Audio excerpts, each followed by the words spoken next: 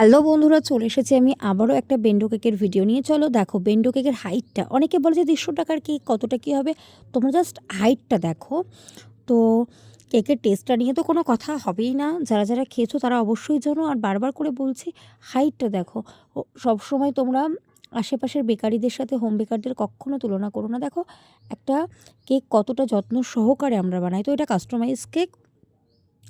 একটা দিদি অর্ডার করেছিল তার ভাইয়ের জন্য, সেরকম কোনো কাস্টমাইজ ছিল না, জাস্ট প্রিন্টটা বসানো আর হ্যাপি বার্থডে লিখে দেওয়া।